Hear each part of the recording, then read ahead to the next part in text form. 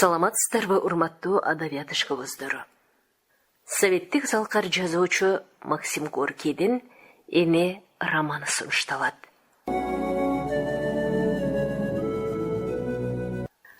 Ал эненин жанында отуруп, өтүнүч кылгандай анын көздөрүн тиктеди дагы сөзүн улантты. Эгер сиз чемоданыңызды бошотуп алууну кааласаңыз, анда биз сизге кубаныч менен жардам беришебиз. Китепчилер бизге керек.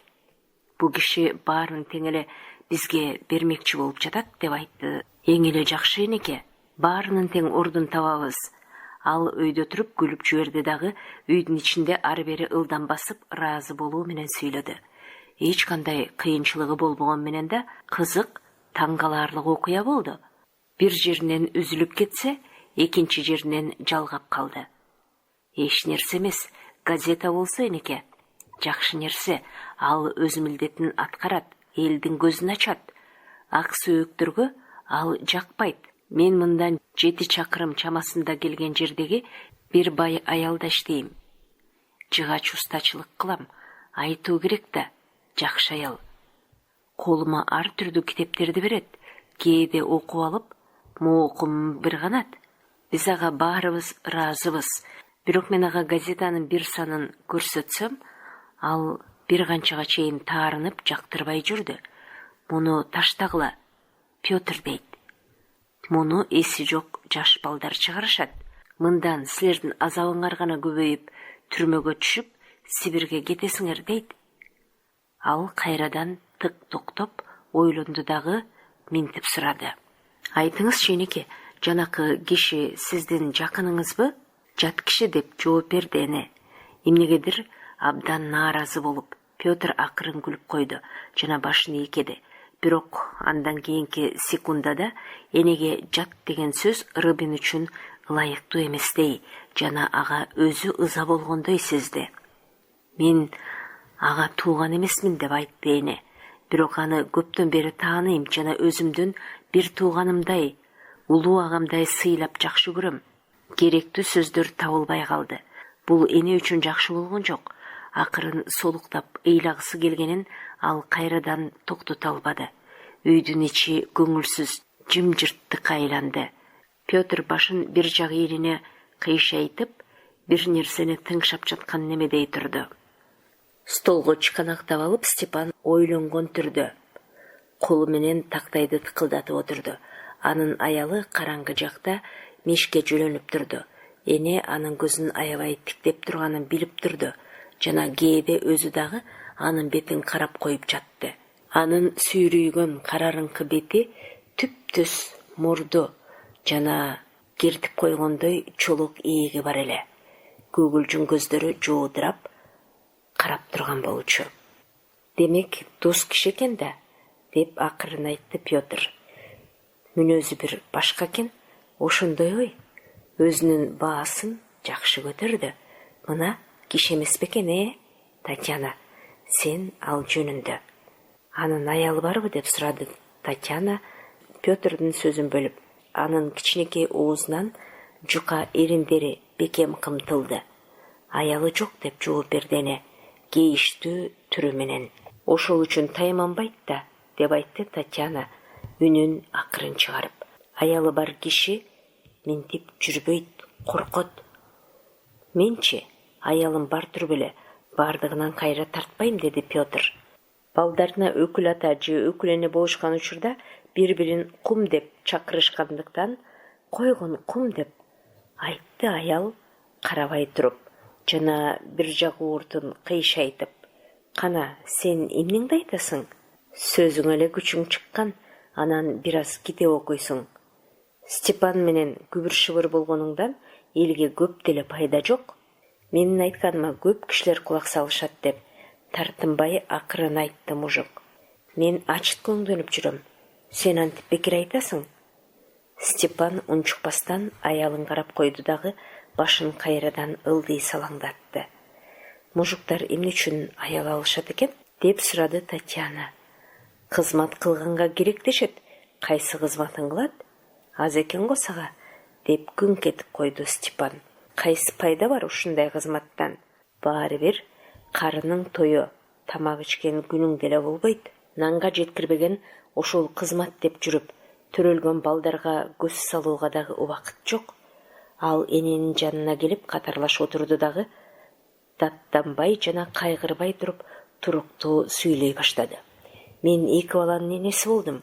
2 жаштагы бирөө ысык сууга күйүп өлдү. Экинчиси ушул каргыш тийген кызмат деп жүрүп, боюман өлүү түштү. Мен үчүн жыргал дейсиңби? Мен айттым го, мужуктар бекер аял алышат, ал өздөрүнүн колдорун гана байлайт. Эркин туруп, керектүү тартиптен болушуна жетишсе, жанагы кишиң дөнүп, чындык үчүн көрүнө чыгышса болор эле. Туура айтамбы энеке? Туура деп айтты эне.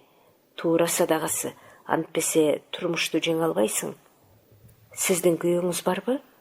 Өлгөн уулум бар. Ал кайда, сиз менен турабы?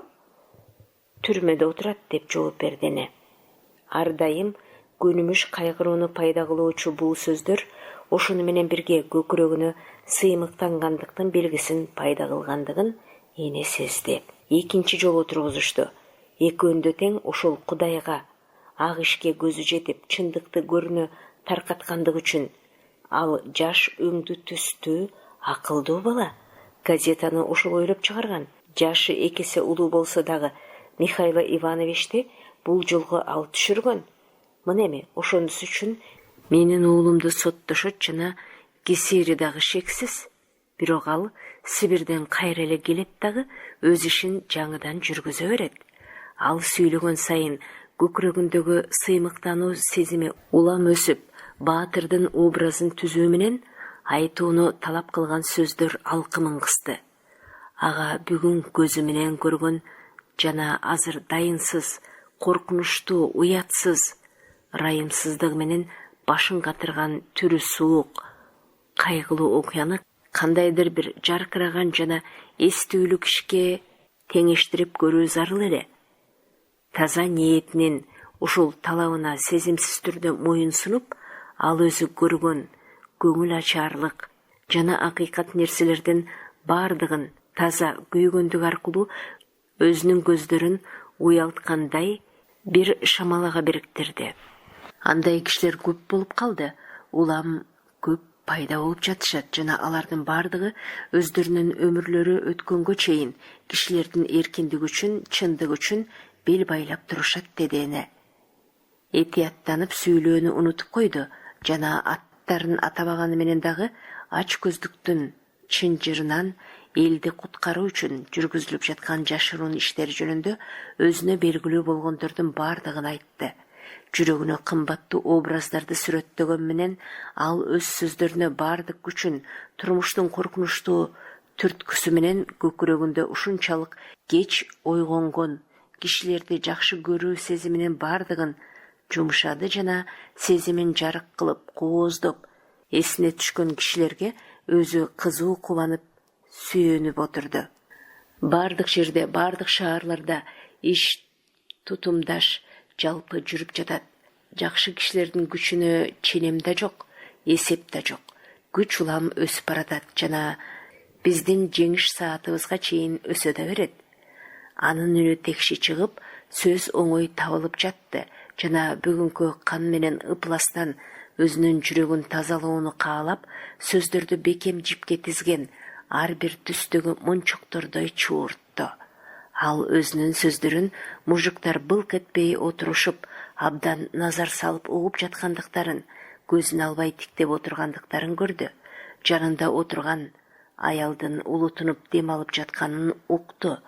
Мына ушулардын бардыгы өзү айткандарга жана кишилерге убада бергендерге ынангандыгынын күчүн арттырды.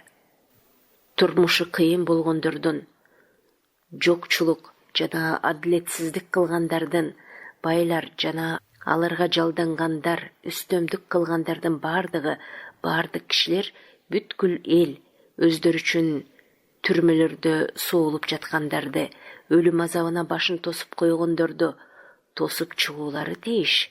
Бардык кишилер үчүн Таалайдын жолу кайда экендигин алар ак ниети менен түшүндүрүшөт.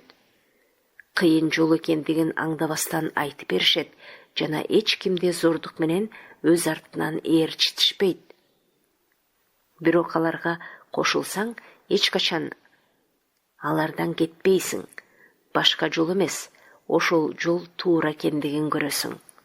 Өзүнүн көптөн берки каалаган оюн ишке ашыруу эне үчүн жагымдуу эле. Мына чындык жөнүндө кишилерге ал өзү сүйлөп берди. Эл мындай кишилер менен бирге барса болот. Алар кичине немеге ыраазы болуп, тим болушпайт. Бардык алдамчылыкты, бардык калпты жана ач көздүктү жеңмейинче алар токтолушпайт. Бүткүл эл бир жандай болуп бирикмейинче, бардыгы бир ооздон мен өзүм кожоюммун, жалпыга бирдей закондорду мен өзүм түзөм деп айтмайынча алар тынышпайт. Чарчаган ал эки жагын каранып коюп, унчукпай калды. Өз айткан сөздөр пайдасыз жана жок болбостугуна анын көкүрөгү ынанды. Дагы бир нерселерди күтүшүп, мужуктар аны карашты. Петр колдорун боорун алып, көздөрүн үлдүрөттү. Анын тарбылала бетинде күлүмсүрөө пайда болду. Бир колу менен столго чыканактап, Степан бүткүл денеси менен илгери болуп, дагы эле сөз угуп жаткандай мойнун созуп отурду. Анын бетин көлөкө каптап турду. Ошондон улам бети белгилүү бир максатты көздөгөн кишиникиндей өңдөндү. Анын аялы санын чыканактап, эне менен катар жерди карап отурду. Ушундай турбайбы? Деп шыбырап айтты дагы, Петр башын чайкап коюп скамейкага келди. Степан какайып аялын карады дагы, бир нерсени кучактап алгысы келгендей колдорун керди. Эгер бул ишке кирише турган болсо деп акырын жана ойлонуп айтты ал. Анда чыныгы жан дил менен киришүү керек. Петр чоо чуркабастан, ооба кайра кылчакты болбо керек деди. Бул кеңири жүргүзүлгөн иш, деп улантты Степан. Бүткүл жерде, деп кайрадан кошумчалады Петр.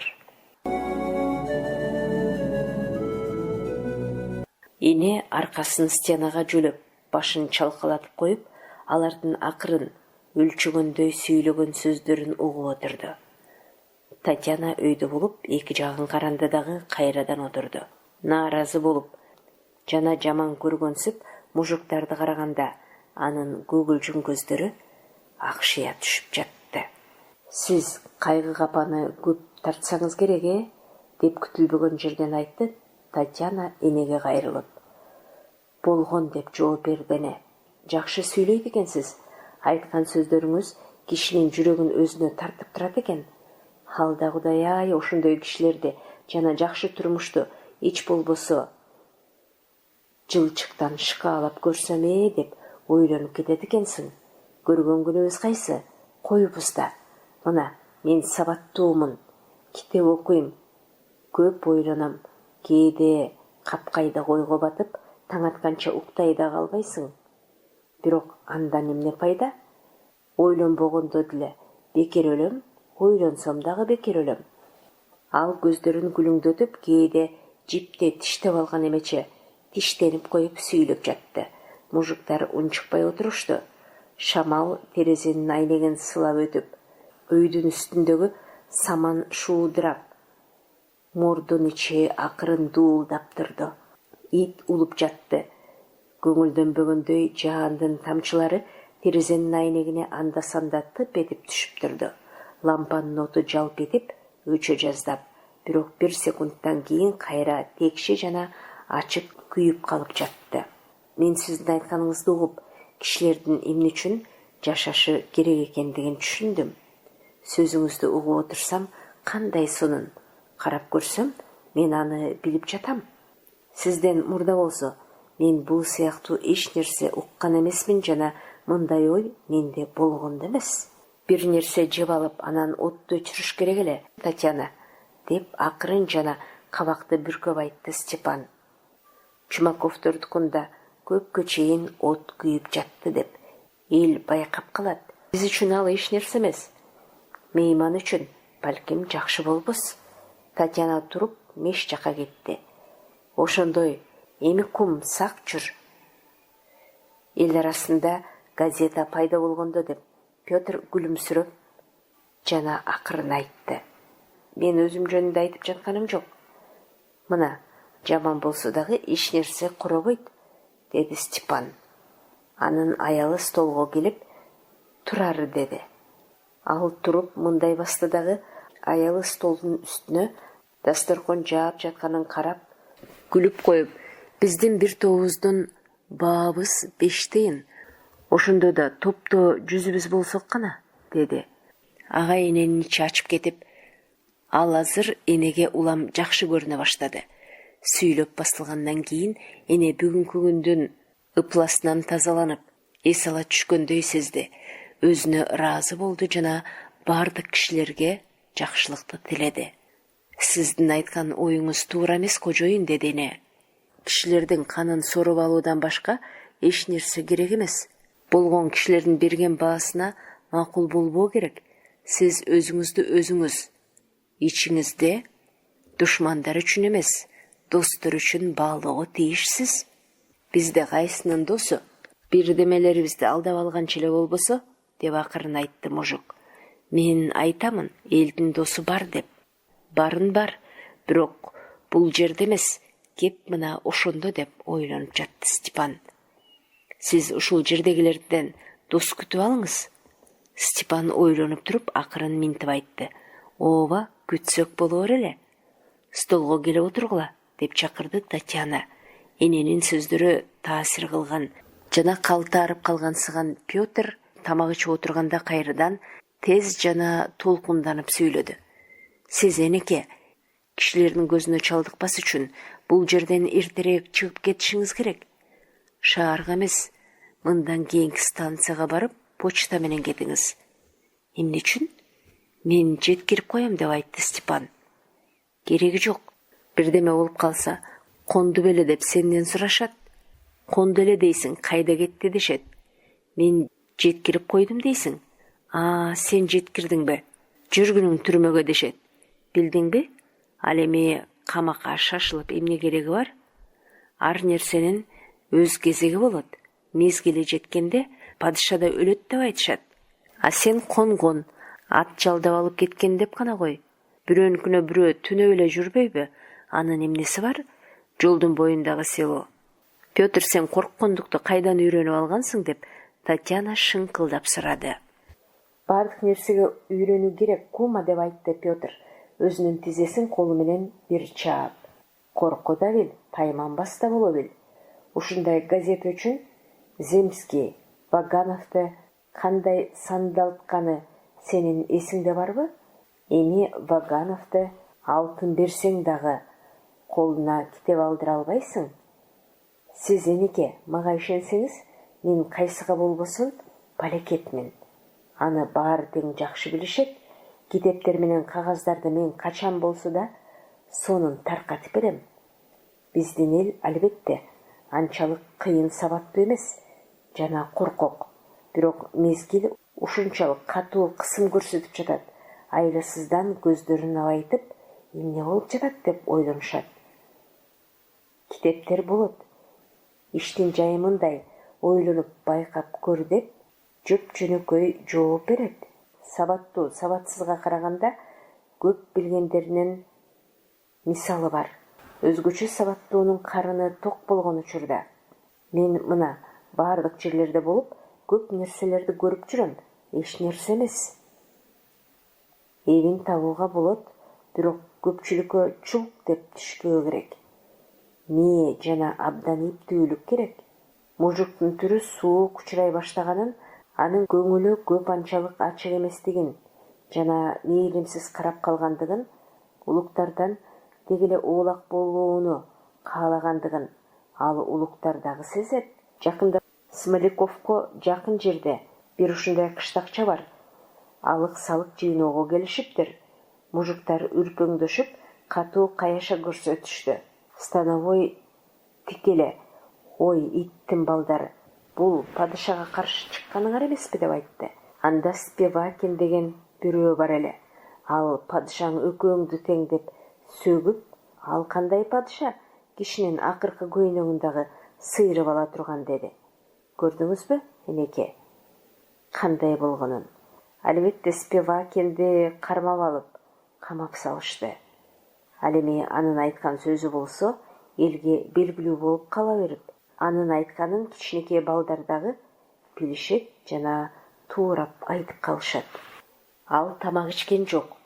Нитамыраак караган кара рыңкы көздөрүн кылыңдатып коюп, жез тыйындарды намиянынан алып төгүп берип жаткан эмече. Кыштактагы турмушту байкоодо көргөн сансыз немелерин энеге аябай айтуу менен үнүн акырын чыгарып, эбир-жебиретип сүйлөй эле берди. Степан ага бир-эки жолу «Сен тамак ичип алсаңчы» деп айтты. Анда Петр бир үзүм нанды, кашыкты ала коюп, кайра эле сөзгө кирип кетип жатты. Акырында тамак ичип болушкандан кийин ал тура калды дагы. «Эми мен үйгө кетишим керек» деп айтты. Ал эненин алдына келип туруп, анын колун силкип, башын ийкеди дагы. «Кош болуңуз, энеке. Балким эч качан көрүшпөй да каларбыз. Мунубуздун бардыгы абдан жакшы болгондугун сизге айтууга тийишмин. Сизге жолугушуп, сөзүңүздү угуу эң жакшы. Чемоданыңызда басмага даярдаган башка дагы бир нерсеңиз бар беле? Жүн жокпу? Жүн жоолук болсо, ал сонун. Степан, унутпа, азыр ал сизге чемоданыңызды ылдам алып келип берет. Степан, кош болуңуз, жолуңуз ачылсын». Алар кеткенден кийин таракандардын жыбырагандыгы, үйдүн үстүндө шамал дуулдап, трубанын капкагынын пылдагандыгы, майда жаан терезени дыбырттатып тургандыгы угулуп турду. Мештин үстүнөн жана тамдын бооруна киши жаткыдай кылып, палатинден кийимдерди алып, аларды скамейканын үстүнө жайып, Татьяна энеге түшүк сала баштады. «Жүзү тирүү киши экен» деп айтты эне. Үйдүн ээси аял энени алдыртаң карап койду дагы. «Шашылгансыйт, бирок үнү алыс, жерге жетпейт» деп жооп берди. «Өзүңүздүн күйөөңүз кандай?» деп сурады эне. «Жаман эмес, жакшы мужик. Ичкилик ичпейт, ынтымактуу турабыз. Жаман эмес». Ал боюн кирди дагы биртике унчукпай калгандан кийин этияттанып сурады. «Эми эмне кылуу керек? Элдин бунт чыгарышы керек да». Албетте, бул жөнүндө баары эле ойлошуп, бирок ар ким ар башка өз ичинде гана ойлонот. Иш үчүн болсо ачык чыгаруу керек. Адегенде бирөө бел байлоого тийиш. Ал скамейкага отурду жана күтүлбөгөн жерден жанагынтип сурады. «Жаш кыз келиндер дагы ушул кесипти иштеп, жийиркенбей, чоочубай эле жумушчуларга барып, окуп берип жүрүшкөн дейсизби?» Ал эненин айткан жообун көңүл коюп укту дагы. Андан кийин кабагын салаңдатып, башын кыймылдатып коюп, кайрадан сүйлөдү. «Мен бир китептен «Ойсуз турмуш» деген сөздү окудум. Мен ага ошол замат эле жакшы түшүндүм. Андай турмушту мен билем. Ойлогон ой бар, бирок байланышы жок. Койчусу болбогон койлорчо бытыранды болуп турат. Аларды чогулткандай эч нерсе жана эч ким жок. Андай турмуштан аркаңды карабай качкың келет. Бир нерсеге көзү жетип алса, жаман зеригип кетет экен».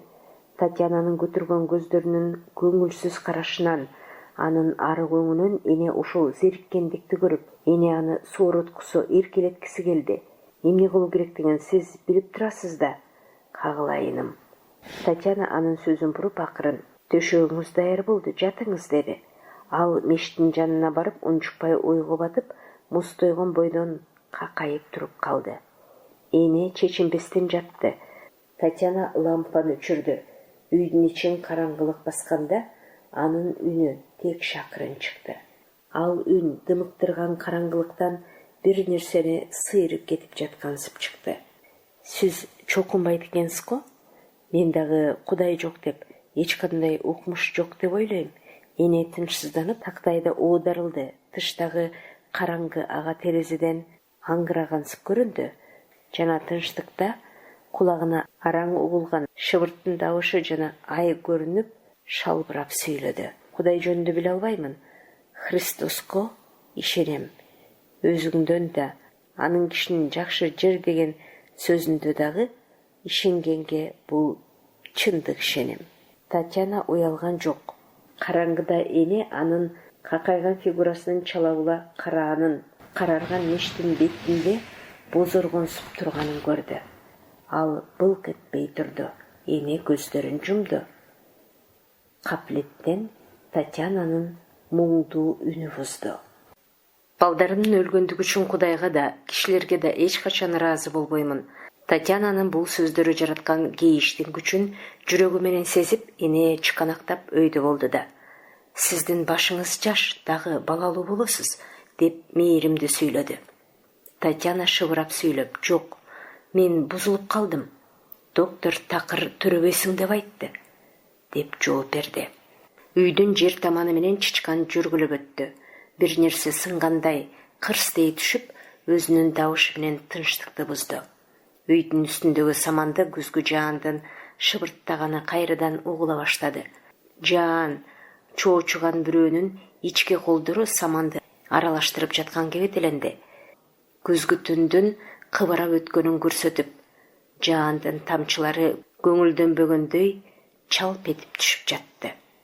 Катуу уйкусурооду жатып, эне көчөдө ооз күйдө тарпылдап баскан добуш токту. Эшик этияттык менен ачылып, акырын үн чыкты. Татьяна, жатып алдың беле? Жок. Мейман уктадыбы? Уктады окшойт. От жарктей түшүп, чайпалды дагы караңгыда жалп эте түштү. Мужук эненин төшөгүнө басып келип, анын үстүндөгү тонду оңдоп, буттарын ороп койду. Бул сый өзүнүн жөнөкөйлүгү менен эненин ичин жылытты. Ал кайрадан көзүн жумду дагы өзүнөн өзү жылмайды. Степан унчукпастан чечинип, палатинге чыгып жатты. Жымжырт болуп калды. Үргүлөгөндөй тынчтыктын эрингендей чайпалышына кулак салып, эне былк этпестен жатты. Караңгыда анын көз алдында Рыбиндин кан жууган бети термелип турду. Шыбырашып сүйлөгөн үндөр угулду. Көрдүңбү, бул ишке кандай кишилер киришкенин? Улгайып калыптыр. Кайгы капаны аябай тарткан экен. Иштептир. Эми болсо тынч жатаар эле мезгил экен. Бирок ал минтип жүрөт. Сен го жашсың, эсиң бар. Ай, Степа. Мужуктун күркүрөгөн жоон үнү минтип жооп берди. Ойлонбой туруп, мындай ишке киришүүгө болбойт. Укканмын мен аныңды. Үндөр басылып калып, кайрадан чыкты. Степандын үнү көңкүлдөдү. Эң оболу мужуктардын ар кимиси менен айрым сүйлөшүү керек. Мына Маков Алёша, жүнү тирүү, сабаттуу жана улуктарга дагы нааразы болуп калган эме? Шорин Сергей дагы эстүү мужук. Князев арам ойлобогон эр көкүрөк киши. Азырынча ушулар болот. Мейман айткан кишилерди кароо керек. Мен балтан алам дагы, отун жарып берип, акча таап ал чөңдөлүп шаарга барам. Мында этияттык керек. Кишинин баары өзүнүн оюна жараша болот деп мейман туура айтат. Жанагы мужукту карабайсыңбы? Аны Кудайдын алдына алып барып койсо да, өз оюндагысынан кайткыдай эмес. Аябай бекип алыптыр. Анан Никитачы уялып кеттокмуш. Силердин алдыңарда кишини уруп жатса, оозуңарды ачып карап турасыңар. Сен токтой тур. Ал кишини биз өзүбүз тепкилебегендигибизге Кудайга шүгүр. Ал көпкө чейин шыбырап сүйлөдү. Үнүн акырын чыгарып калганда, эне сөздөрүн араң эле угуп калып жатты. Кээде күрүлдөп, катуу сүйлөгөндө аялы аны акырын ойготосуң деп коюп жатты. Эне катуу уйкуга кетти. Уйку аны карайлатып келип, ошол бойдон басып калды. Үйдүн терезесинен таңдын жарыгы бүлбүлдөп жана чиркөөнүн жез коңгуроосунун үнү селонун үстүнөн калкып өткөндөй угулуп калган кезде энени Татьяна ойготту. Мен самовар коюп койгонмун. Чай ичип алыңыз, антпесе уктап тура калып эле жөнөгөндө үшүп кетесиз. Чытышып калган сакалын жазып, Степан энеден аны шаардан кантип табуу керектигин сурады. Энеге болсо Степандын өңү бүгүн жакшы болуп, белгилүү түргө келип калгандай көрүндү. Чай ичип отурганда мужик күлүп коюп: «Кандай кызык иш болду?» деди. «Эмне?» деп сурады Татьяна. «Бул киши менен таанышкандыгыбызчы?» «Жөн эле сонун болбодубу?» Эне ойлонуп туруп, бирок ишенимдүүлүк менен: «Бул иштин бардыгы таң каларлык жөнөкөй боло берет» деди. Көп сүйлөшпөй арабага жакшы отуруп кетиши жөнүндө майда чүйда көп камкордук кылып, үй ээлери эне менен сабырдуу коштошушту. Арабада отуруп эне бул мужик этияттык менен момолой чычкандан бетер добушын билгизбей жана тынбастан иштей баштайт деп аялы ага ар дайым сүйлөйт. Анын көгүлжүн көздөрү жаман көрүп карап, акыраят жана өлүп калмайынча өлгөн балдарына кейигендиги басылбайт деп ойлоду. Рыбин анын кандары, өңү, көздөрүнүн чакырактаганы, сүйлөгөн сөздөрү эсине түштү. Жырткычтын алдындагы алсыздыкты сезип кайгыруу менен жүрөгү зырпылдады. Шаарга жеткенге чейин жолду карай эненин көз алдынан көйнөгү тытылып, колдору аркасына байланган, башы саксайган, кыжыры кайнап өзүнүн чындыгына ишенген кара сакал Михайлонун албеттүү фигурасы кеткен жок. Эне корккондой жерге жабышып жепирейген сансыз кыштактар жөнүндө, чындыктын келишин жашырынып күтүп жүргөн кишилер жөнүндө, эч нерсе күтпөстөн өмүр бою ой ойлобой жана унчукпай иштеп жүрө берген миңдеген кишилер жөнүндө ойлонду. Турмуш иштегендей кызматкерлердин келишин күчүркөнүп жана унчукпай күтүп турган айдал элек дөбөлүү талаадай болуп элестеди жана ал талаа мага акыл эстен жана чындыктын уругун сепкиле, мен акыбетиңерди аябай кайтарамын деп убада бергендей кебетеленди. Өзүнүн ийгилигин эстеп, эне ичинде кубаныч сезими туулганын байкады жана уялып, ал сезимин жооткоткусу келди. Үйгө келгенде ага эшикти үстү башы уйпаланган, колунда китеби бар Николай ачып берди. «Келип калдыңызбы? Мындай тез болбоспу?» деп айтты ал кубанып. Анын көз айнек каптаган көздөрү мээримдүү жана жандуу карап кыбыңдады. Ал эненин чечинишине жардам берди дагы мээримдүү күлүмсүрөө менен энени карап: «Меникинде түндө тинтүү болду. Мен эмне үчүн тинтишти экен? Же сизде бирдеме болуп калдыбы деп ойлодум эле. Бирок камашпаптыр. Эгер сизди камакка алышса, анда мен да камалат элем да», деп айтты. Ал сөзүн кызуу улантып, энени ашканага алып кирди. «Эми мени кызматтан кууп чыгарышат, бирок ага кейишим жок. Аты жок дыйкандарды эсепке алып отура берүүдөн жадап кеткемин». Бирок тентек бирөө үйдүн стенасын көчө жактан түрткүлөп, анын ичиндегилери күбүлгөнгө чейин силкилдете бергенсип, үйдүн ичи чакчылекей болуп калган болчу. Портреттер жерде жаткан эле, обойлор сыйрылып тытылып калган. Бир жерде үйдүн тактайы коңторулган, терезенин түбүндөгү тактайы дагы аңтарылган. Мештен жерге күл чачылган эле. Өзүнө белгилүү абалды көрүп, эне башын чайкады жана Николайды тиктеп карап, анда кандайдыр бир жаңылык белги бар экенин сезди. Столдо от өчүп калган самоор, жуулбаган идиш аяк, тарелканын ордуна кагазга салынган колбаса жана сыр, нандын күкүмдөрү, самоордун көмүрү чачылып жаткан эле. Эне күлүп жиберди. Николай да уялыңкы тартып күлүмсүрөдү. «Тинткенин үстүнө мен бытыратып таштадым. Эч нерсе эмес, Ниловна, эч нерсе эмес. Мен алардагы келишет деп ойлойм. Ошон үчүн булардын бардыгын жыйнаганым жок. Эмне өзүңүз кандай барып келдиңиз?» Бул суроо эненин көңүлүнө оор тийди. Анын көзүнө Рыбин элестеди жана ал Рыбин жөнүндө келер замат айтпагандыгы үчүн өзүн кылмышкердей сезди. Орундугу менен кошо эңкейип, ал Николай жака жылды дагы сабырдуу болууга аракеттенип, кээ бир жерин унутуп калбайын деп коркуп айта баштады. Аны кармап кетишти. Николайдын беттери тиртилдей түштү. Чын элеби? Эне анын суроосуна колун жаңсап койду дагы кишини уруп кыйнагандыктын окуясын эң адилет кишинин алдында сүйлөп жаткансып сөзүн улантты. Николай орундуктун аркасына сүйөнө чалкалап, эрдин тиштеп коюп угуп отурду. Анын өңү кумсарып кетти. Ал көз айнегин акырын алып, столдун үстүнө койду да көрүнбөй турган жүргөмүштүн торун аарчып жаткансып бетин сылады. Анын бети сурданып, сүп-сүйрү тарта түштү. Таноолору кыпчылды. Анын ушундай кебетесин эне биринчи көрүп, бир аз чоочуп да койду. Эне айтып бүткөндөн кийин Николай ордунан туруп, колдорун чөнтөгүнө салып 1 минутача унчукпай үйдүн ичинде басты. Андан кийин тиштелип, кайраты ташыган киши болууга тийиш, түрмөдө ага кыйындык келет. Ал өңдүү кишилер түрмөдө өздөрүн жакшы сезишет деп күңкүлдөп сүйлөдү. Өзүнүн толкундап титирегенин жашырып, ал колун чөнтөгүнө ого бетер терең салды. Бирок анысы ошондо деле энеге билинип турду. Анын көздөрү кыбыңдап, жумула жаздап кетти. Үйдүн ичинде кайрадан ары-бери басып, ал сабыры суз жана кыжыры кайнап сүйлөдү. Караңызчы, кандай иттик. Өздөрүнүн элге залалдуу бийликтерин коргоп, биртике акмак кишилер кимди болбосун уруп, муунтуп, тебелеп жатышат. Жапайылык өсүп баратат. Ырайымсыздык турмуштун законуна айланып кетти. Ойлоңузчу.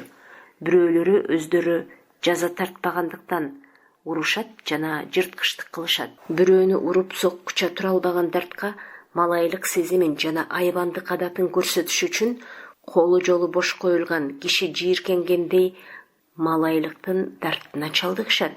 Дагы бирөөлөрү кечил болуп бузулушат.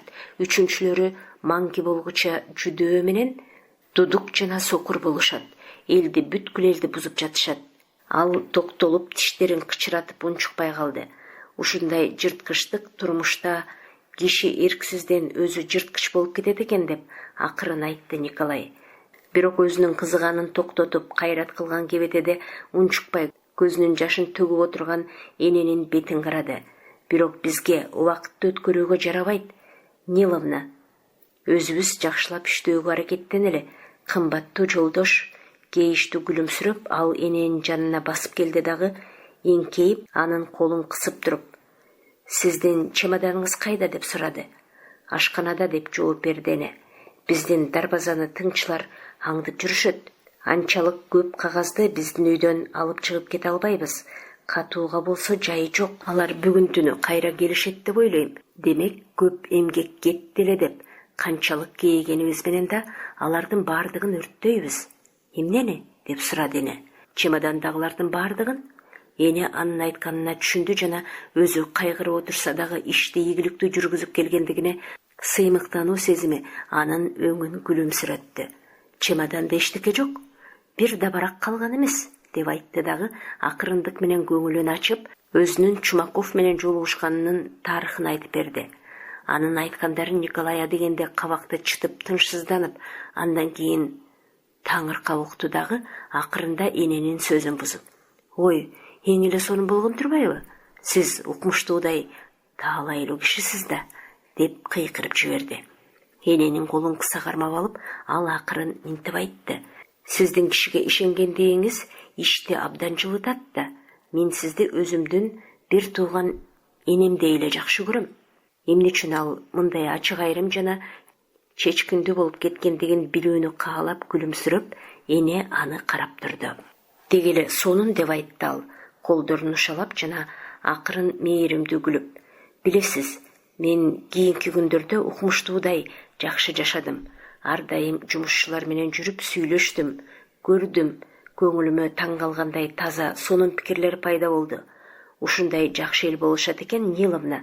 Мен жаш жумушчуларды айтамын, кайраттуу, сезимдүү, баардыгын билүүгө ынтаалуу болушат экен. Аларды көргөндө Россия дүйнөдөгү эң ачык демократиялуу өлкө болоорлугуна көзүң жетет».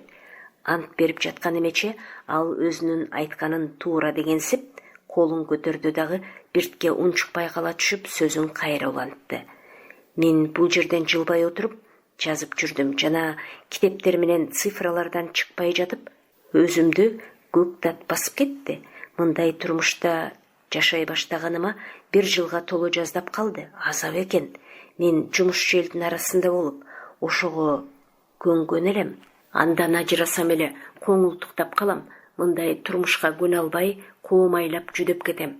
Эми болсо кайрадан эркин жашап, алар менен көрүшө, иштеше алам. Сиз түшүнүп жатасызбы? Жаңы туулган пикирлердин уюгунда жаш чыгармачылык энергияга аралашып жүрөм. Бул таң калгандай жөнөкөй, көркөм жана коркунучтуу толкундантат. Жашарып жана күч алып кетесиң. Жетиштүү болгондой жашайсың. Ал уялыңкы тартып жана кубанып жүрдү. Анын кубанычы энеге түшүнүктүү болуп, делебесин да козгоду. Анан сиз укмуштуудай жакшы кишисиз да, деди Николай. Кишилерди кандай ачык мүнөздөйсүз, аларды жакшы байкайсыз. Уялгандай тескери карап жана чачын сылап Николай эненин жанына отурду. Бирок бат эле оң бурулуп, энени карады дагы, анын куюлтуп жөнөкөй жана даана сүйлөгөн сөздөрүн укту. Укмуштуудай сонун эп келиптир, деди ал. Сиздин түрмөгө түшүп калышыңыз толук мүмкүн эле. Бирок ментип келип отурасыз. Ырас эле, дыйкандарга кыймыл кире баштаган болуу керек. Ошондой болмокчу да. Жанагы аялга мен эң даана түшүнүп турам. Биз кыштактагы ишке атайын кишилерди коюшубуз керек. Кишилерди. Бизге андай кишилер жетишпейт. Турмуш жүздөгөн адамдарды талап кылат. Ата, Паша, боштондукка чыгып калсачы, Андрюша дагы чыксачы деп акырын айтты эне. Николай аны карап коюп, башын ылдый шылкыйтты. Муну угуу сиз үчүн оор болот, Ниловна. Ошондо да мен сизге айтайын, Павел түрмөдөн качып чыкпастыгын мен жакшы билемин. Ага соттун болгону керек. Ошондо бардык билгендерин айтып көзгө көрүнмөкчү. Антүүдөн ал баш тартпайт. Түрмөдөн качып дагы кереги жок. Ал Сибирге барганда кайта качып келет. Эне улутунуп коюп акырын жооп кайтарды. Кантме керек? Кандай жакшы болорлугун ал өзү билет да. Ата, деп койду Николай, көз айнеги аркылуу энени карап. Жанагы сиздин мужугуңуз бизге батыраак келип калсачы, кыштак үчүн ыры бүн жөнүндө кагаз жазуу керек эле. Өзү ошондой тайманбай жүргөндөн кийин кагаз жазуунун ага зыяны жок. Мен бүгүн эле жазып коем. Людмила аны бат эле басып чыгарат. Ал эми кагаз кыштакка кантип жетет? Мен алып барам. Жок, рахмат, деп ылдам айтты Николай. Весовщиков бул ишке жарабас бекен деп ойлойм мен, ия. Аны менен сүйлөшөйүнбү? Эмесе сүйлөшүп көрүңүз, анан аны үйрөтөсүз. А мен эмне кылам? Камырабаңыз. Ал кагаз жазууга отурду. Аны карап коюп, эне столдун үстүндөгүлөрдү жыйнай баштады. Жана кагаздын бетине карартып, катар-катар сөздөрдү түшүрүү менен анын колундагы калемдин термелип жаткандыгын көрдү. Кээде анын моюн териси былкылдап, көздөрүн жумуп, өзү чалкалап калып жатты. Бакал оору былкылдап турду. Анткени энени тынчсыздандырды. Мына, даяр болду, деп айтты ал ордунан туруп. Сиз бул кагазды бүткөн боюңуздун бир жерине катып коюңуз.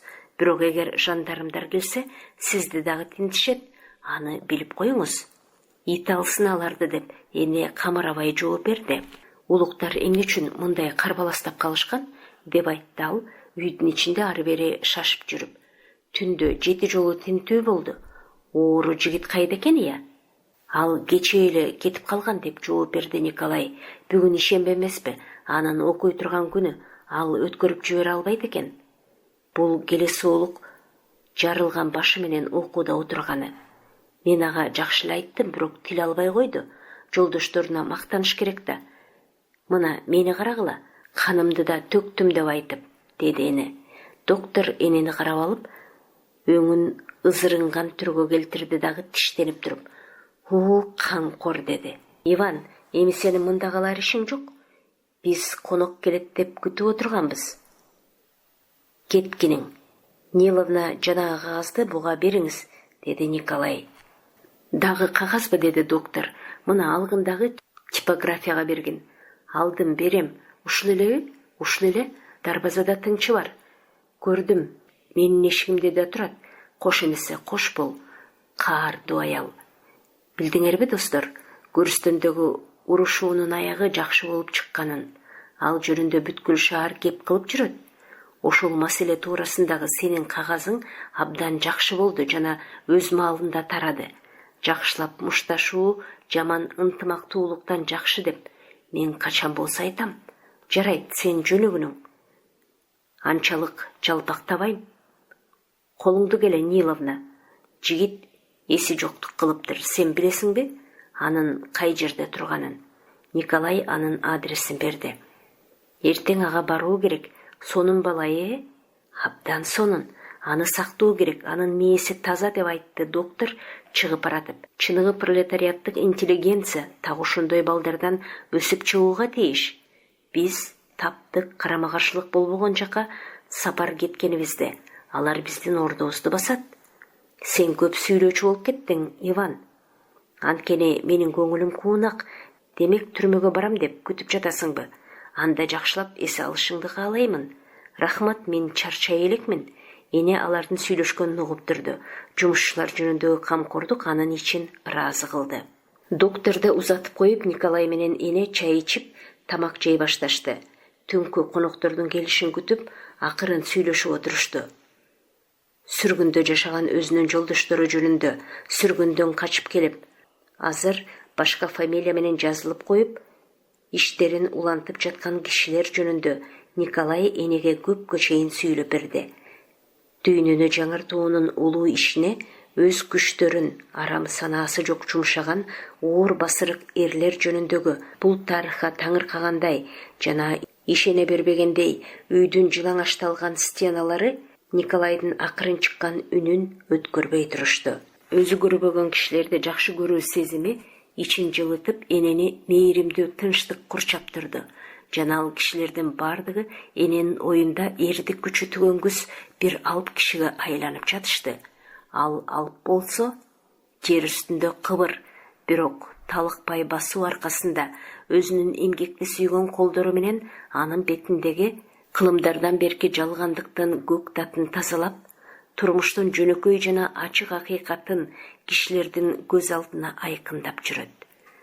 Жаңы болгон ал улуу кубат бардык кишилерди бирдей ырайым менен өзүнө чакырып, өзүнүн абийирсиз күчү менен бүткүл дүйнөнү кул кылган жана коркуткан 3 бетбактан, ач көздөн, жаалдыктан жана жалганчылыктан куткарууга бардыгына тең убада берет. Бул элес эненин көңүлүндө турмуштагы башка күндөргө караганда жакшы, оңоюлтуң сыяктанган, күндө кубануу жана алкыш айтуу менен чокунуп, иконанын алдында тургандагыдай сезимди жаратты. Ал күндөрдү азыр ал унутуп калган, бирок ошолордон улам туулган сезим кеңип, өтө жарык жана кубанычтуу болду. Көңүлүнө терең орноп, улам ачык боло баштады. Жандармдар келишпейт да, деп капилеттен айтты Николай өз сөзүн бузуп. Эне аны карап алды дагы биртке унчукпай калгандан кийин кыжырдануу менен: "Ит алсын аларды" деп айтты. "Албетте, эми сиздин уктай турган маалыңыз болду. Сиз аябай чарчаган болушуңуз керек, Ниловна. Анан укмуштуудай кайраттуу экенсиз. Канчалык коркунучтуу азапты көрүп жүрөсүз, эч бирине камырабайсыз. Чачтарыңыз гана тез агарып баратат. Эми барып жатып эс алыңыз." Эне ашкананын эшиги катуу такылдагандыктан ойгонду. Эшикти бирөө тынымсыз жадабай такылдатып жатты. Али караңгы жымжырт эле. Тынчтыкта угулган өжүрлөнгөндөй такылдак коркунучтук жаратты. Бат кийинип ала коюп, эне ылдам басып ашкананын эшигине барды дагы анын түбүнө туруп: "Ким анда?" деп сурады. "Мен" деп жооп берди тааныш эмес үн. "Ким?" "Ачыңыз" деп өтүнүч кылып, акырын үн чыкты эшиктин тышынан. Эне илгичти өйдө чыгарып, эшикти буту менен түртүп жиберди. Игнат кирип келди дагы кубанган кебете менен: "Жаңылган эмес экенмин" деди. Ал белчесинен бери баткак болчу, бети түктөйүп, көздөрү ары кирген эле. Шапкесинин алдынан туш-туш жака чыккан тармал чачтары гана сербеңдеп турду. "Биз жак балекет болду" деп шыбырап айтты ал, эшикти жаап жатып. "Билемин мен." Бул сөз жигитти таңыркатты. Көздөрүн ирмеп алып, ал "Кайдан билесиз?" деп сурады. Эне кыскача жана шашылып айтып берди да: "Бирке экөөнүчү, жолдошторуңду да камап кетиштиби?" деп сурады. "Алар жок болчу. Чакырык менен солдатка алынууга кетишкен. Михайло агайды көргөндө бешөөнү кармап кетишти." Ал мурду менен дем алып койду дагы күлүңдөп: "Мен калдым, мени издеп жүрүшкөн болуу керек" деди. "Сен кантип аман калдың?" деп сурады эне. Бул жаккы бөлмөнүн эшиги акырын ачылды. Менби? Деп айтты Игнат, скамейкада отуруп жана эки жагын каранып жатып. Алар келерден мурун 1 минута илгери карагайчы жүгүрүп келип, терезени какты дагы сактангыла балдар, силерге келатышат деп айтты. Игнат акырын күлүп коюп, кофтанын этеги менен бетин сүрттү дагы сөзүн улантты. Михаил агай барскан менен бир салса дагы бул кетпейт эмеспи? Ошол замат эле ал мага Игнат, ылдам шаарга жөнө, баягы улгайып калган аял эсиңдеби? Деди дагы өзү кат жаза баштады. Кат берип жөнө деди. Мен майда бадалдарды аралап, эмгектеп жөнөдүм. Тыңшасам, келатышат. Алар көп экен. Ар кандай жактан үндөрү чыгат иттериңиздин. Карамай заводун тегеректеп алышыптыр. Бадалга жатып калдым эле, өтүп кетишти. Мен туруп алып эле жөнөдүм. Тынбастан баса бердим. 2 түн, 1 күн токтобой жүрүп отурдум. Өзүнүн ошентип келгендигине анын ыраазы болгондугу сезилип турду. Кой көздөрү күлүңдөп, жылмайып калбыйган кызыл эрди былкылдады. Азыр мен сага чай берейин, деди эне самоорду көтөрүп алып. Сиз катталыңыз. Ал бутун араң өйдө көтөрдү дагы бырышып-тырышып жана онтолуп жатып скамейканын үстүнө койду. Эшиктен Николай келди. Саламатсызбы, жолдош, деп айтты ал, көздөрүн күлүңдөтүп. Руксат этсеңиз, мен жардамдашып коеюн. Ал эңкейип, Игнаттын булганыш чулгоосун ылдам жандыра баштады. Деп акырын унчукту жигит. Бутун тартып жана таңыркап көздөрүн кыбыңдатуу менен энени карап. Анын караганын көрбөстөн эне минтип айтты. Мунун бутуна арак сыйпап ушалуу керек. Албетте, деди Николай. Игнат уялып бышкырып жиберди. Николай катты таап алып, аны жазды дагы уйпаланган сур кагазды көзүнө жакын алып барып окуду. Ишти көңүлсүз таштап койбо, эне. Узун бойлуу байбичеге айтканың унутпасын, биздин иш жөнүндө көп жазышсын, сураймын. Кош, Рыбин. Николай катты кармаган колун акырын ылдый салаңдатты дагы. Бул эң сонун, деди. Жылаңайлак бутунун бармактарын акырын кыймылдатып, Игнат аларды карады. Жаш жигит беттин далдалаган бойдон эне чылапчынга суу алып келип, Игнаттын жанына жерге отурду дагы колдорун анын бутун көздөй сунду. Ал бутун ылдам скамейканын алдын көздөй катып чоочуган түрдө. Эмне, деди? Сен бутуңду ылдам бери алып кел. Азыр мен спирт алып келем, деп айтты Николай. Жигит бутун тактайдын алдына улам ары сунуп. Эмне кыласыңар? Оорукана беле, деп күңкүлдөдү. Анткенде эне жигиттин экинчи бутун чече баштады. Игнат мурдун шор эткизе тартып алды дагы, мойнун эби жок буруп, асты жагынан энени карады жана киши күлгөндөй кылып эрдин шалпыйтты. Сен билесиңби, деп сүйлөй баштады эне, интиккен үнү менен. Михаил Ивановичте токмоктошподубу? Койчу, деп акырын жана чоочуп айтты жигит. Ырас аны уруп алып келишти. Никольскийге келгенде уредник становой урду. Бетке башка койгулап бут менен тепкилешти, кан болуп кетти. Анткенге алар маш, деп айтты жигит, кабагын бүркөп. Анын ийиндери тиртилдей түштү. Мен алардан шайтанымдай корком. Мужиктар урушкан жокпу? Бирөө бир койду, становой буйрук бергенинен. Калгандарынын бардыгы тең тийишкен жок. Ал тургай урууга болбойт дешип, болуша кетишти. Ананчы кай жерде ким бар экендигин, эмне кылып жүргөнүн мужиктар дагы биле башташты. Ал жерде дагы эстүүлөрү бардыр. Эстүүлөр кай жерде жок дейсиң? Алар бардык жерде бар, табуу гана кыйын. Николай бир бөтөлкө спирт алып келип, самоорго көмүр салып койду дагы унчукпай кайра кетти. Аны таңыркап карап калып, Игнат энеден акырын минтип сурады. Бу мырза докторбу? Бул иште чоңдук, мырзалык жок, бардыгы жолдоштор. Мага кызык көрүнүп турат, деп айтты Игнат ишенбегендей жана таң калгандай түрдө. Эмнеси кызык? Айттым да, бир четинде тумшукка койгулап, экинчи четинде бутуңду жууп берип жатышат. Ал эми орто ченинде эмне бар? Бөлмөнүн эшиги ачылып, Николай босогодо туруп минтти. Орто ченде тумшукка койгондордун жана тумшукка койдуруп отургандардын кандарын соргондордун колдорун жалап жүргөн кишилер бар. Ортосундагылар ошол.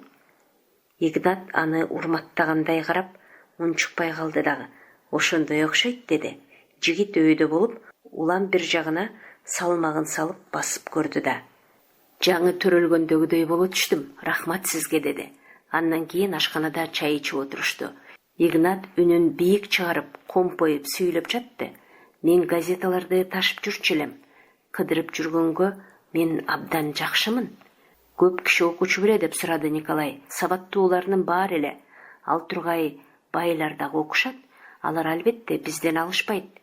Мырзалар менен байлардын жерлерин дыйкандар өз канын төгүп жатып аларлыктарын, демек өздөрү бөлүштүрүп аларлыктарын жана бөлүштүргөндө кожоюн да, кызматкер да болбогудай кылып бөлүштүрөрлүгүн алар билишет да, кантип билбесин. Ошон үчүн эмей, анан эмне үчүн салгылашабыз? Ал таарынгансыган Николайга ишенбегендей, андан жооп күткөндөй карады. Николай унчукпай күлүмсүрөдү. Ал эми бүгүн бүткүл бардыгыбыз урушсак, айталык жеңсек, анан эртең эле кайра бирөө бай, бирөө жарды боло турган болсо, анда рахмат. Байлык кумдай куюлуп туруксуз нерсе экенин, анын былк этпей турбастыгын, бардык тарапка кете берерлигин биз жакшы билебиз. Жогандай боло турган болсо, керек эмес. Сен ачууланба деп тамашалады эне. Николай ойлонуп туруп, Рыбиндин камалышы жөнүндөгү баракчаны биз ал жерге кантип ылдамыраак жеткире алабыз деди. Игнат карап алды да. Баракча барбы деп сурады. Ооба, бергиле мен алып барамын деп айтты ал жигит колдорун ушалап. Аны карабай туруп эне акырын күлдү. Сен чарчадың жана корком деп айтпадың беле? Игнат жазалаканы менен тармал чачын сылап туруп, мустоюп жана камырабай минтип айтты. Корккондун жайы бир башка, иштин жайы бир башка. Сиз эмне үчүн күлөсүз? Көрчү.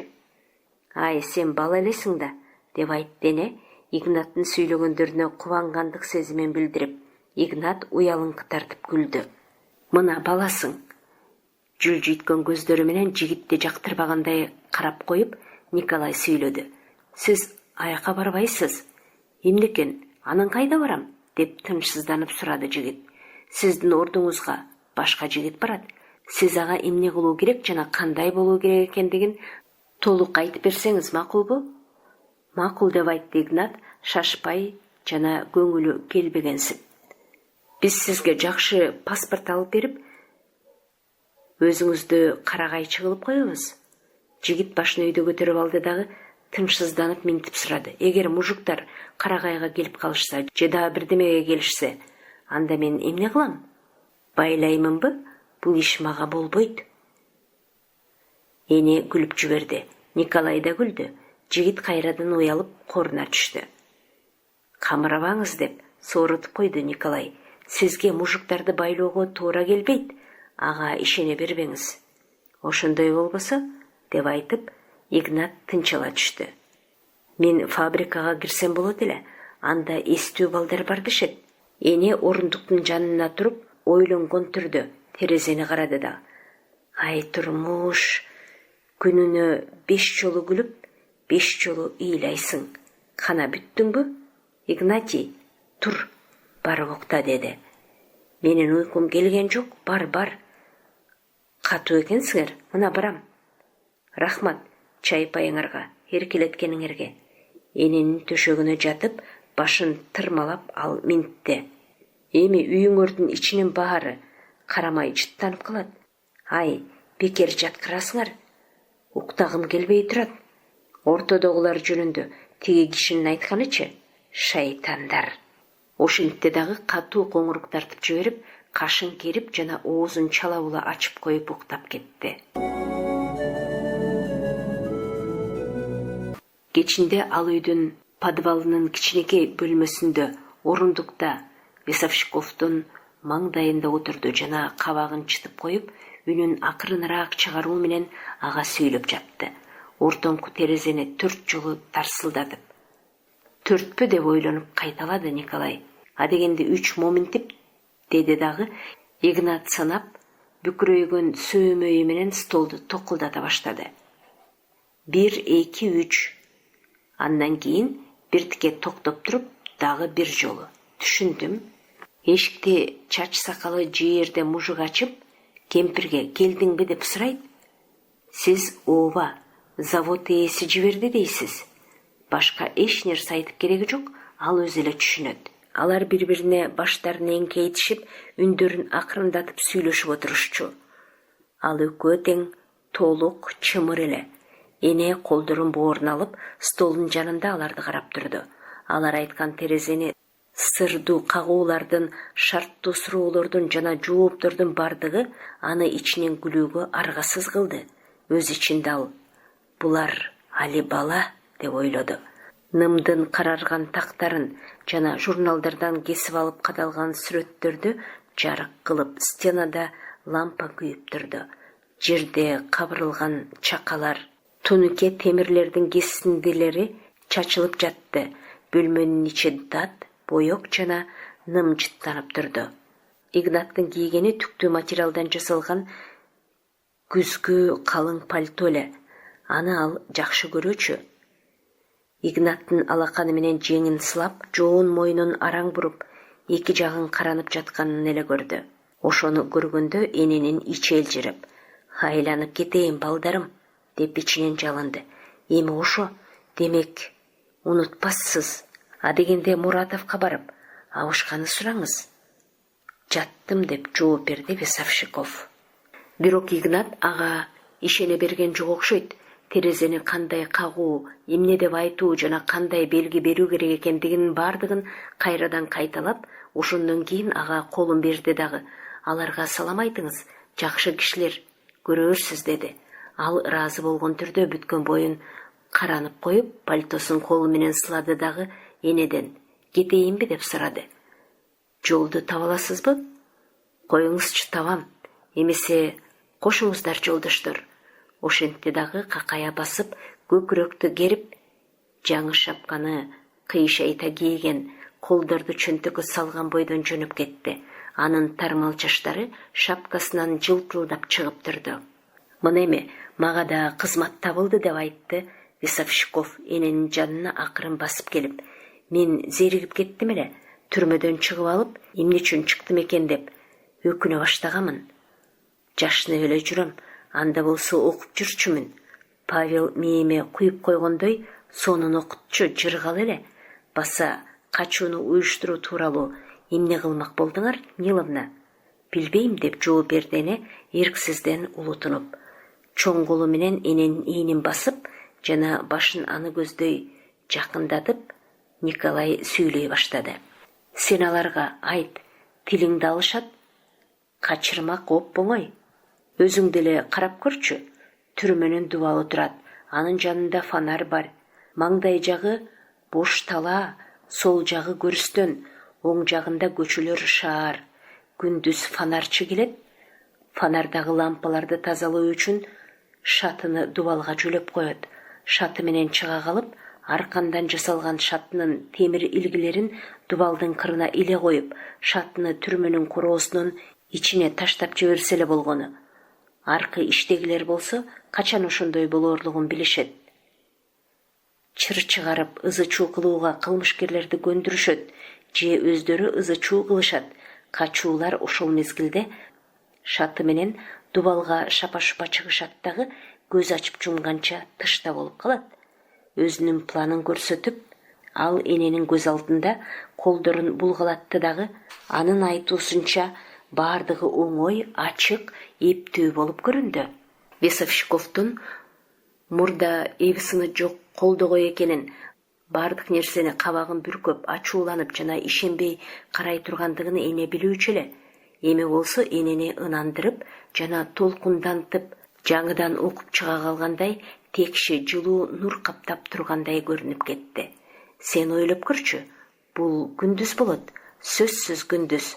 Түрмөдөгүлөрдүн бардыгы карап турганда, камактагы киши чак түштө качат деп ким ойлойт?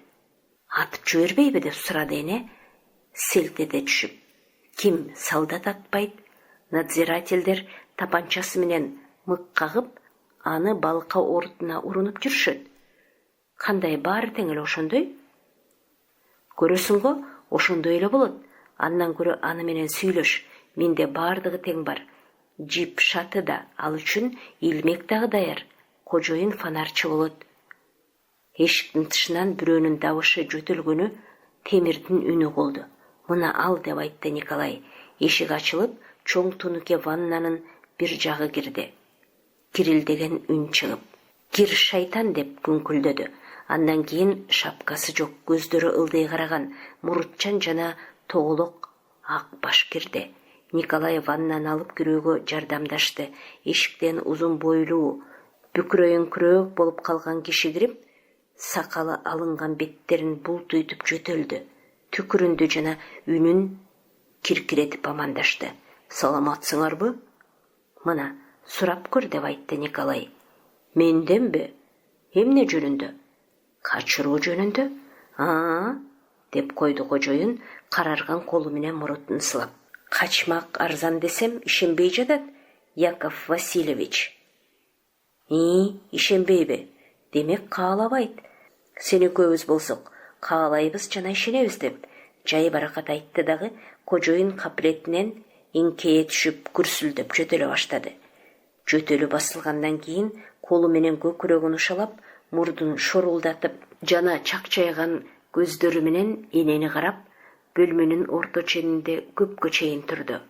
Качаар капасты Паша жана жолдоштору билишет, деп айтты Ниловна. Николай ойлонуп башын ылдый салаңдатты. Ал ким Паша деген деп сурады кожоюн отуруп жатып. Менин уулум, фамилиясы ким? Власов. Ал башын ийкеп коюп, тамеки баштыгын трубкасын алды, жанага тамекиден толтурду дагы мукактанып сүйлөй баштады. Уккамын, менин жээним аны билет. Ал жээним дагы түрмөдө. Евченко. Укканыңыз жок беле? Менин фамилиям Габун. Мына эми өз убакытта жаштардын бардыгын түрмөгө камап түшөт. Анан биздей карылар ээн калат. Жандармдар мага ал тургай жээниңди Сибирге жибертем дейт. Жиберет дейт. Трубкасын соруп алып жерге бат-бат түкүрүп коюп, ал Николайга кайрылды. Ошентип каалабайбы эми? Өзү билсин, кишинин ыктыяры өзүндө. Отургандан тажаса басат, баскандан чарчаса отурат. Талап алса кыңк этпейт, урса чыдайт, өлтүрсө сороет. Ал белгилүү. Мен болсо савканы алып чыгарам. Анын чаңкылдап бөлүп сүйлөгөн сөздөрү энени маң кылды. Акыркы сөзү кызыктырды. Бетин суук шамалга жана жаанга тосуп, көчөдө кетип баратып, эне Николай жөнүндө. Кандай жакшы болуп калган деп ойлонду. Эсине Габун түшкөндө, Кудая тобо дегенсип, жаңыча жашай баштаган жалгыз эле мен эмес экенмин го деген ойго кетти. Анын артынан ичине уулу жөнүндө ой толгоду. Макул болуп койчу деп кыялданды. Жекшемби күнү түрмөнүн канцеляриясындагы Павел менен коштошуп жатып, эне өз колуна тоголок толгон кичине кагаз пайда болгонун сезди. Ал кагаз алаканын күйгүзүп жибергендей селттей түшүп, бул эмне дегендей уулунун бетин карады. Бирок жооп алганы жок. Павелдин көк көздөрү өзүнө белгилүү кадимки түрү менен камырабай жана бир калыпта күлүңдөдү. Кош деп айтты эне олутунуп. Уулу анын колун кармап кайрадан тартты дагы, өңүндө кандайдыр бир эркелегендиктин белгиси пайда боло түштү. Кош эне. Колун кое берип, эне бир нерсе күттү. Камыраба, ачууң келбесин деп айтты уулу. Бул сөздөр жана Павелдин чекесинин өжөрлөнгөндөй жыйрылышы энеге жооп берди. Бул эмнең? Анда эмне деп күңкүлдөдү эне, башын ылдый шылкыйтып. Көзүнүн жашы жана эрдинин бүлкүлдөгөнү менен өз сезимин билдирбөө үчүн уулун карабастан эне ылдам жүрүп кетти. Жолдо келатканда оолунун жообун бекем кысып келаткан колунун сөөгү жана бүткүл колу бирөө ийинге чаап жибергендей шалкайып сезилди.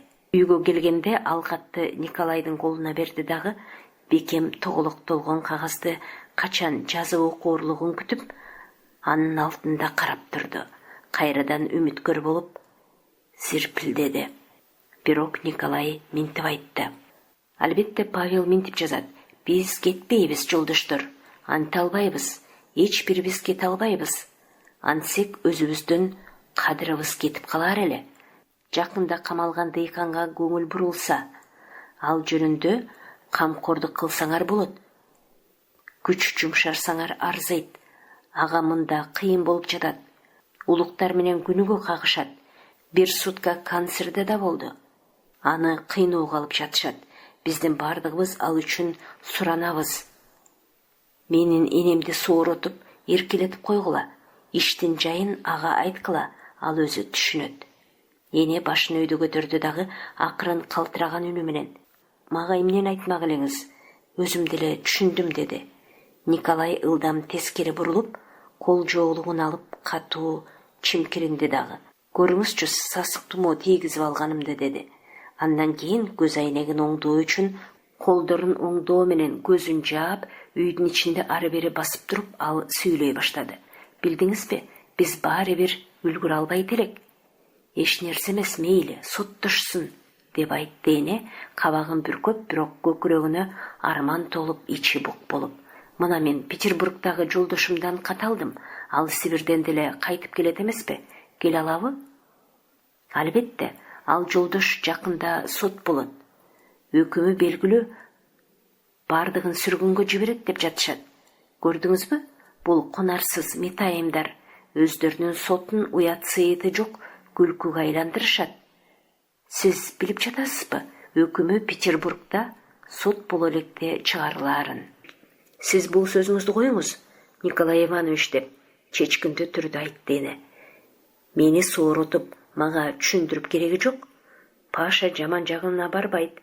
Өзүн да, башкаларды да куру бекер кыйноого салбайт. Мени да ал жакшы көрөт. Сиз көрбөйсүзбү мен жөнүндө ойлогонун? Түшүндүргүлө, соороткула деп жазганын көрбөйсүзбү? Толкундангандыктан анын жүрөгү дүкүлдөп башы айланды. Сиздин уулуңуз сонун жигит, деп айтты Николай, үнүн өзгөчө катуу чыгарып. Мен аны абдан урматтайм. Келиңиз, андан көрө Рыбин жөнүндө ойлонолучу, деп сунуш кылды эне.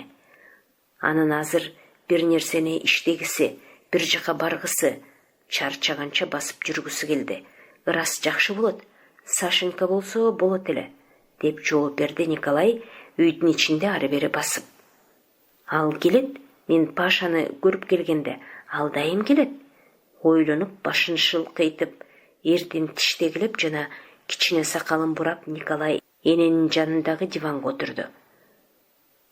Эжемдин жоктугун карачы, деди ал. Муну азыр Паша анда турган кезде иштөө жакшы, ал кубанып калат, деп айтты эне. Унчукпай калышты, эне каплетинен акырын жана кыбырап сүйлөп минтти. Түшүнбөйм анын эмне үчүн каалабагандыгын. Николай шып өйдө турду дагы, бирок эшикте каккан коңгуроо болду. Ал экөө бирин-бири карашты. Бул Саша, деп акырын айтты Николай. Ага кантип айтасың, деп эне акырын сурады. Ырас эле, билесизби? Ал абдан аянычтуу. Ошентип тышындагы киши дагы ыргылжың болгон немече? Коңгуроо баштагысынан акырыныраак дагы бир шыңгырады. Николай менен эне туруп бирге жөнөштү. Бирок ашкананын эшигине барганда Николай чет жака чыга берип, өзүңүз айтыңыз, деди. Эне эшикти ачып бергенден кийин, макул эмеспи, деп катуу сурады кыз. Жок. Ошентерин мен билгемин, деп кадырес айтты Саша. Бирок анын өңү кумсарып кетти. Ал пальтосунун топчуларын чыгарды дагы кайрадан экөөн топчулады. Пальтосун чечүүгө аракеттенди, чече албай койду. Андан кийин дагы жаан шамал жаман болуп турат. Саламат бекен, деди.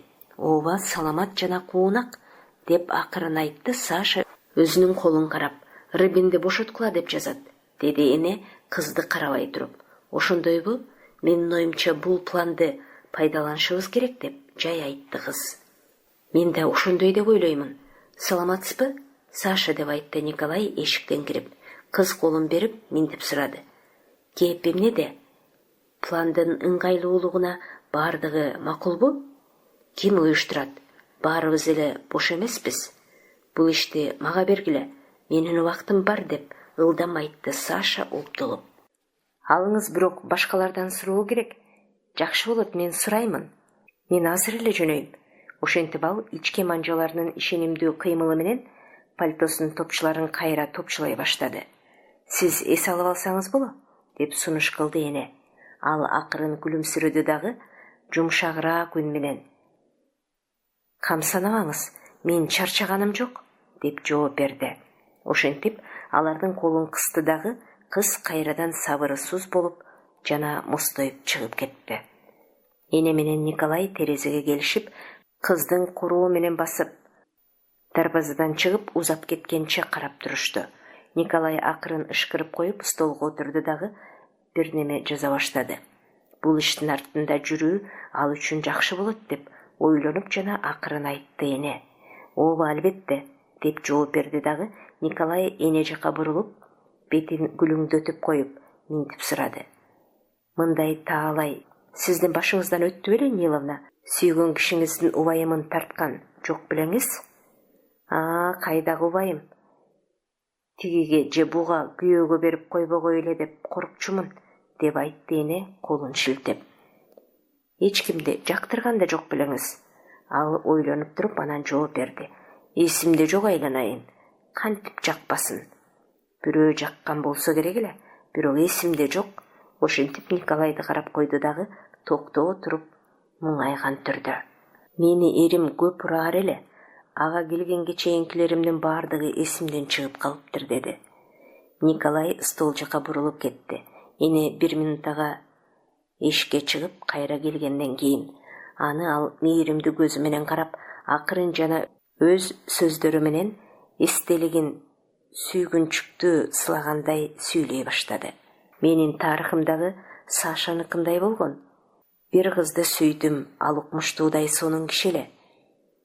Мен ага 20 жаш чамасына келгенимде жолукканмын. Ошондон бери сүйүп жүрдүм. Чынын айтканда азыр да сүйөмүн. Деп көргөндөгүдөй эле чын ыкласым менен ичи боорум элжирип жана түбөлүккө сүйөм. Жанымда катарлаштырып, эне анын көздөрү ачык, жуудурап кеткенин көрдү. Колдорун столдун аркасына коюп, башын колдоруна коюп, ал алыс бир жакты карады. Арык жана ичке бирок күчтүү денеси күн жака ыктаган өсүмдүктүн сабагынан бетер илгери көздөй обдулуп тургандай көрүндү. Минтип жүргөн эмнеңиз? Үйлөнүп албайсыз ошого, деп сунуш кылды эне. Анын күйөөгө чыкканына 5-жыл болуп калды. Мурда эмне үйлөнгөнүңүз жок? Ойлонуп туруп ал мындай жооп берди. Кандайдыр дайым эле ылайыгы келе албай жүрдү. Ал түрмөдө отурганда мен тышта болуп, мен эркиндикте жүргөндө ал түрмөдө же сүргүндө болуп калып жүрдү. Бул Сашанын абалына абдан окшойт, Акырында аны 14 жыл мөөнөт менен Сибирге, өтө алыс жерге сүрүп жиберишти. Мен анын үстүнө бармакчы да болгомун. Бирок ал да, мен да уялдык. Анда ал башка бир кишиге кез болуптур. Менин жолдошум эле, абдан жакшы жигит болчу. Андан кийин ал экөө бирге качышкан. Азыр чет өлкөдө турушат. Николай сөзүн бүтүрүп, көз айнегин алып сүрттү дагы айнекти жарыкка салып карап, кайрадан сүртө баштады. Алды айланып кетейиним деп башын чайкап, жакшы көрүп сүйлөдү Власова. Ага анын боору оороду жана ошону менен бирге эмне үчүндүр Николайдын көрүнүшү аны жылуу, энелик сезим менен күлүмсүрөөгө машбур кылды. Николай оңдонуп олтуруп, калемди кайрадан алды дагы өз колунун шилтеши менен сөзүнүн ритмин белгилеп коюп сүйлөй баштады. Үй жайлуу турмуш революциячылардын энергиясын төмөндөтөт, ар дайым төмөндөтөт. Балдар, жетишсиздик, нан табыш үчүн көп иштөөнүн зарылдыгы жолтоо кылат.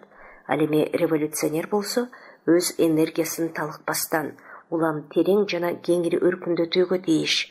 Убакыт ошону талап кылат. Биз ар дайым бардык кишилердин алдында жүрүүгө тийишпиз. Неге дегенде, биз тарыхтын күчү жана эски дүйнөнү кыйратууга, жаңы турмуш курууга чакырылган жумушчуларбыз. Ал эми эгер биз чарчагандыкка берилип, же кичинекей жеңишке ээ болуу мүмкүнчүлүгүнүн жакын экендигине кызыгып, артта калсак, ал жаман. Анын өзү ишибизге чыккынчылык кылганга барабар. Өзүбүздүн ишеничибизди бузбастан биз менен тең жүрө турган эч ким жок жана биз эч качан өз милдетибизди кичинекей жеңиш эмес, толук жеңишке ээ болуу милдетибизди унутпоого тийишпиз. Анын үнү бекем чыгып, өңү кумсарып кетти. Көздөрүнөн кадимки токтоо жана бир калыптагы күчтүүлүгүнүн белгилери байкалды. Николайдын сөзүн бүткөрбөй, коңгуроонун үнү кайрадан катуу чыкты. Бул жолу жука пальтону мезгилсиз кийген, сууктан бети кызарып кеткен Людмила келди. Жыртык пальтолорун чечип жатып, ал ачуусу келгендей үнү менен: "Сот бир жумадан кийин болмок болду" деп айтты. "Чын элеби?" деп Николай бөлмөнүн ичинен катуу сүйлөдү. Корккондугунан же сүйүнгөндүгүнөн толкуннанганын түшүнө албай, эне Николайды көздөй ылдам жөнөдү. Эненин жанында баратып, Людмила өзүнүн муунгандай чыккан үнү менен кекеткендей сүйлөдү. "Чын, өкүм даяр болду" деп сотто ачык эле айтып жүрүшөт. Бул эмнеси? Чиновниктерибиз душмандарга жумшак мамиле кылып койбосун деп өкмөттөн коркконубу? Өзүнүн малайларын ушунчалык көп убакыттан бери ушунчалык жанталашып, бузукулукка үйрөтүп жүрүшүп, өкмөт алардын бетбактык кылууга даяр экендиктерине дагы эле ишене албайбы? Арык бетин алакандары менен ушалап, Людмила диванга отурду. Анын күңүрт тарткан жүздөрүнөн кыжырдангандыктын белгилери элестеп, үнү улам кыжырданып чыкты. "Сиз каныңызды бекер кызытасыз, Людмила. Алар сиздин айткандарыңызды угушпайт да", деп Николай сууроткондой сүйлөдү.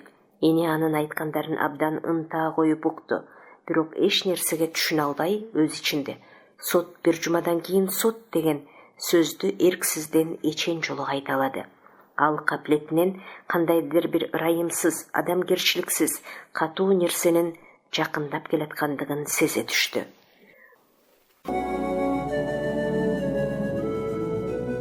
Сиздер советтик классик жазуучу Максим Горкийдин "Эне" романын угуп жатасыздар. Чыгарманын уландысы кийинки чыгарылышта окуган Кипариса Сурахманова.